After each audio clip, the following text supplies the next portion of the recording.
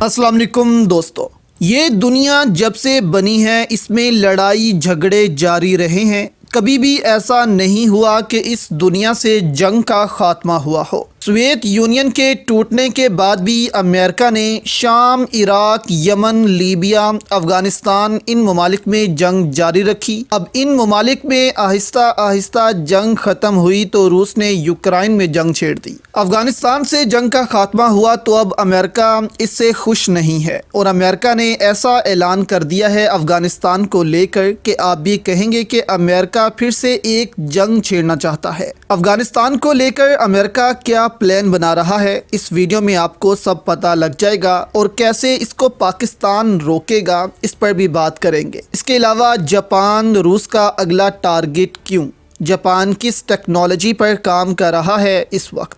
सबसे पहले तो आपको ये पता होना चाहिए कि अमेरिका सिर्फ और सिर्फ इस रीजन को डिस्टेबलाइज रखना चाहता है, पाकिस्तान, अफ़गानिस्तान, ईरान, इस रीजन को, ताकि यहाँ से चीन या रूस अपनी ताकत ना इकट्ठी कर लें। अब अमेरिका जैसे ही अफ़गानिस्तान से निकला, चीन ने ऐलान कर दिया कि अफ़गानिस्तान को भी CPEC में शामिल किया जाएगा। इस पर पाकिस्तान भी फिर राज़ी हो गया। यहाँ पर फिर भारत ने भी प्रोटेस्ट किया था कि किसी तीसरे मुल्क की CPEC में शमूलियत को बर्दाश्त नहीं करेंगे।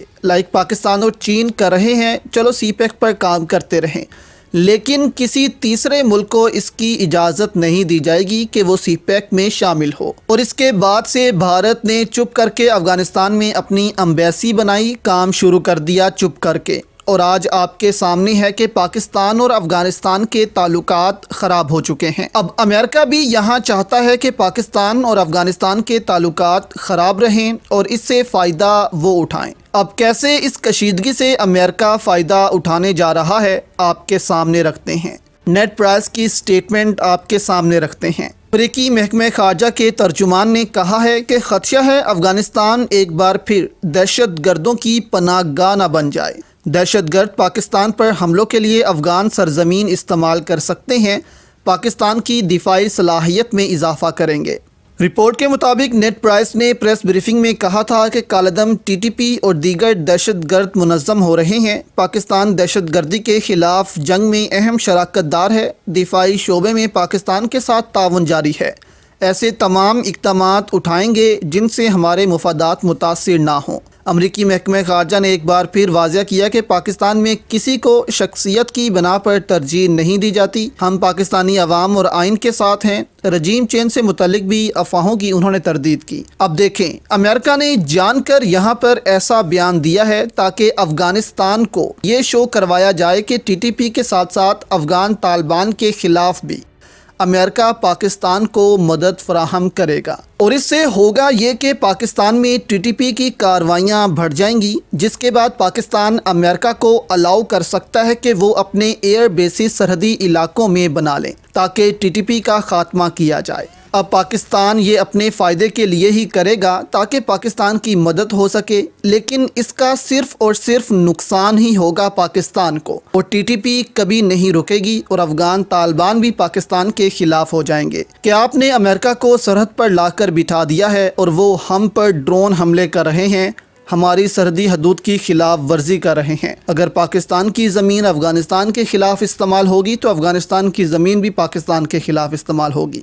तो 20 साल इस जंग में पाकिस्तान को इसी वजह से ही नुकसान हुआ है कि पाकिस्तान अमेरिका की यहाँ मदद करता है। अब इस जंग को पाकिस्तान को अकेले लड़ना होगा। आसिम मुनीर इस हवाले से ये फैसला कर लें कि अमेरिका को कभी भी अब इस रीजन में नहीं आने देना। पाकिस्तान की जो जंग है वो पाकिस्तान लड़ेगा। हालांकि ये पाकिस्तान की जंग नहीं थी, अमेरिका की जंग थी, लेकिन इसको पाकिस्तान की जंग बना दिया गया। पाकिस्तान ने इसमें अपने अरबों डॉलर्स का नुकसान भी किया और अपने लोगों की जानें भी कुर्बान की। तो अब इसको रोकने के लिए पाकिस्तान को सिर्फ और सिर्फ अमेरिका की आप कह लें कि इमदाद की ज़रूरत तो चलें पड़ती है।